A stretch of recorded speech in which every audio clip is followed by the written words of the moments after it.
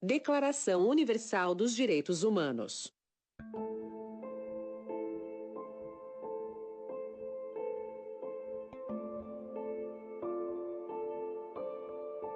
A história. Em 1789, o povo da França levou a cabo a abolição da monarquia absoluta e o estabelecimento da Primeira República Francesa.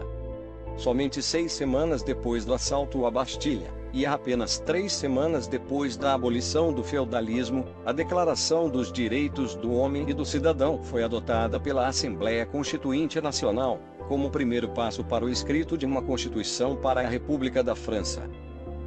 A Declaração dos Direitos do Homem e do Cidadão foi anunciada então ao público em 26 de agosto de 1789. A importância desse documento nos dias de hoje é ter sido a primeira declaração de direitos e fonte de inspiração para outras que vieram posteriormente, como a Declaração Universal dos Direitos Humanos aprovada pela ONU, Organização das Nações Unidas, em 1948.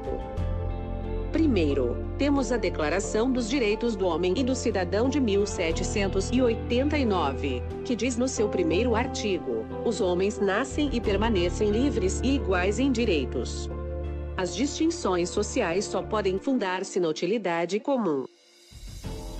Em 1948 temos a Declaração Universal dos Direitos do Homem e do Cidadão, que diz em seu primeiro artigo: todos os homens nascem livres e iguais em dignidade e direitos. São dotados de razão e consciência e devem agir em relação uns aos outros com espírito de fraternidade. As leis. O artigo 2º diz que toda pessoa tem capacidade para gozar os direitos e as liberdades estabelecidos nesta declaração, sem distinção de qualquer espécie, seja de raça, cor, sexo, língua, religião, opinião política ou de outra natureza, origem nacional ou social, riqueza, nascimento, ou qualquer outra condição. O artigo 3º declara que toda pessoa tem direito à vida, à liberdade e à segurança pessoal. O 4º artigo afirma que ninguém será mantido em escravidão ou servidão. A escravidão e o tráfico de escravos serão proibidos em todas as suas formas. O 5º artigo diz que ninguém será submetido à tortura, nem a tratamento ou castigo cruel, desumano ou degradante. O 6º artigo afirma que toda pessoa tem o direito de ser, em todos os lugares, reconhecida como pessoa perante a lei. Segundo o artigo 7º, todos são iguais perante a lei e têm direito, sem qualquer distinção, à igual proteção da lei. Todos têm direito à igual proteção contra qualquer discriminação que viole a declaração e contra qualquer incitamento a tal discriminação. No artigo 8º, toda pessoa tem direito a receber dos tributos nacionais competentes um julgamento efetivo para os atos que violem os direitos fundamentais que lhe sejam reconhecidos pela Constituição ou pela lei. Segundo o 9º artigo, ninguém será arbitrariamente preso, detido ou exilado.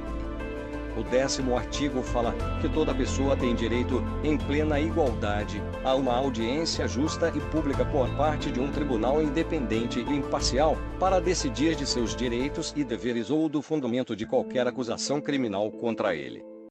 Segundo o 11º artigo, toda pessoa acusada de um ato delituoso tem o direito de ser presumida inocente até que a sua culpabilidade tenha sido provada, de acordo com a lei em julgamento público no qual lhe tenham sido asseguradas todas as garantias necessárias à sua defesa. Ninguém poderá ser culpado por qualquer ação ou omissão que, no momento, não constituía um delito perante o direito nacional ou internacional. Tampouco será imposta pena mais forte do que aquela que, no momento da prática, era aplicável ao ato delituoso. Simplificando, ninguém pode ser julgado por uma lei criada após um delito, impedindo represálias. No 12º artigo, diz que ninguém será sujeito a interferências na sua vida privada, na sua família, no seu lar ou na sua correspondência, nem a ataques à sua honra e reputação. Toda pessoa tem direito à proteção da lei contra tais interferências ou ataques. O 13º artigo fala que toda pessoa tem direito à liberdade de locomoção e residência dentro das fronteiras de cada estado. que toda pessoa tem o direito de deixar qualquer país, inclusive o próprio, e a este regressar. Segundo o 14º artigo, toda pessoa, vítima de perseguição, tem o direito de procurar e de gozar asilo em outros países.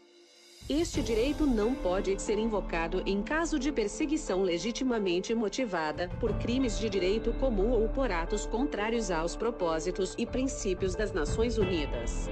O artigo 15º diz que toda pessoa tem direito a uma nacionalidade.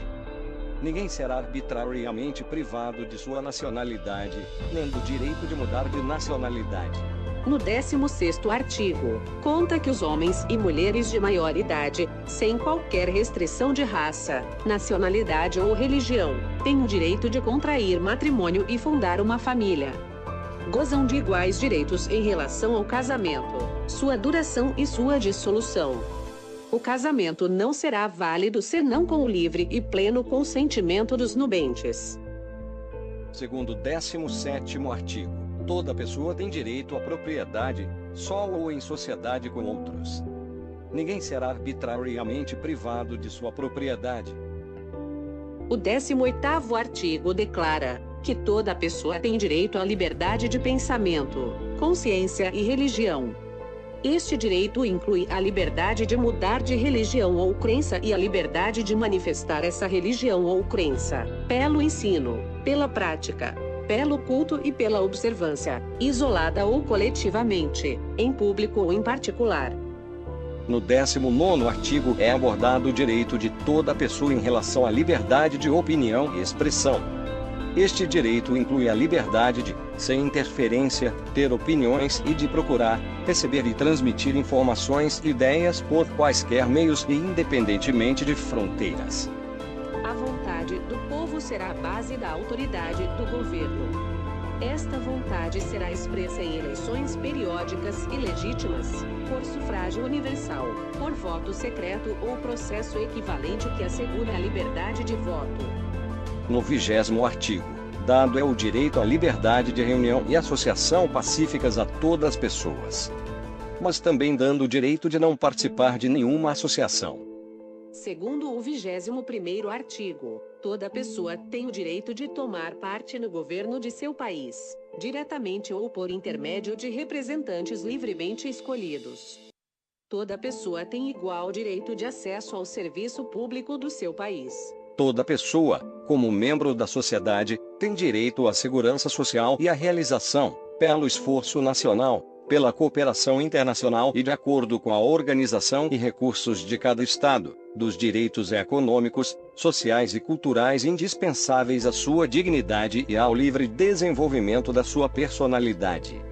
Esse direito é assegurado pelo 22º artigo. Segundo o artigo 23º, toda pessoa tem direito ao trabalho, à livre escolha de emprego, a condições justas e favoráveis de trabalho e à proteção contra o desemprego. Toda pessoa, sem qualquer distinção, tem direito a igual remuneração por igual trabalho. Toda pessoa que trabalhe tem direito a uma remuneração justa e satisfatória, que lhe assegure, assim como a sua família, uma existência compatível com a dignidade humana, e a que se acrescentará, se necessário, outros meios de proteção social.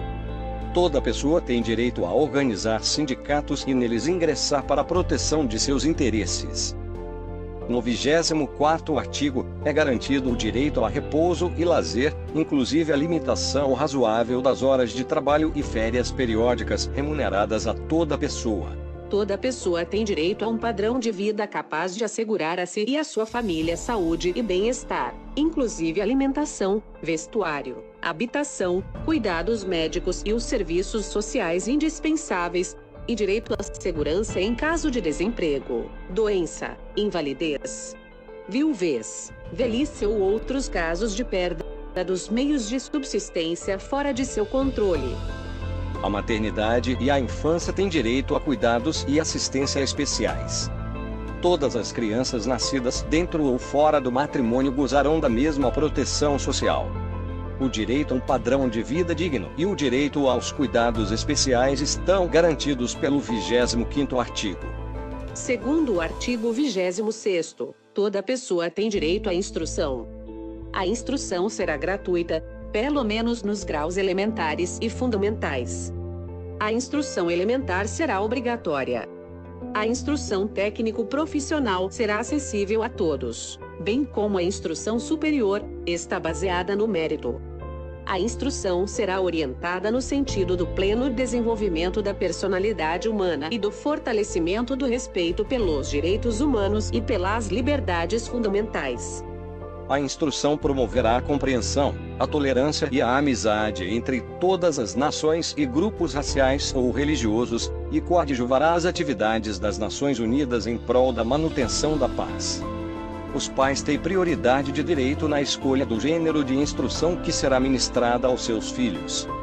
O 27º artigo declara que toda pessoa tem o direito de participar livremente da vida cultural da comunidade, de fruir as artes e de participar do processo científico e de seus benefícios.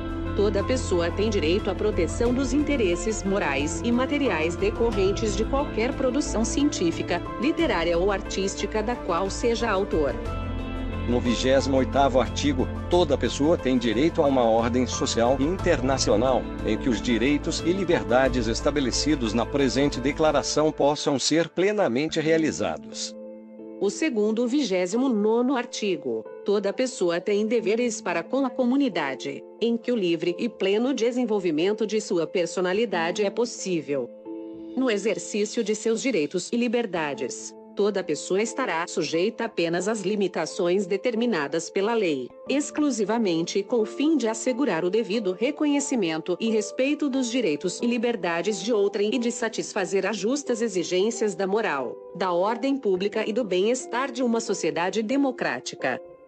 Esses direitos e liberdades não podem, em hipótese alguma, ser exercidos contrariamente aos propósitos e princípios das Nações Unidas.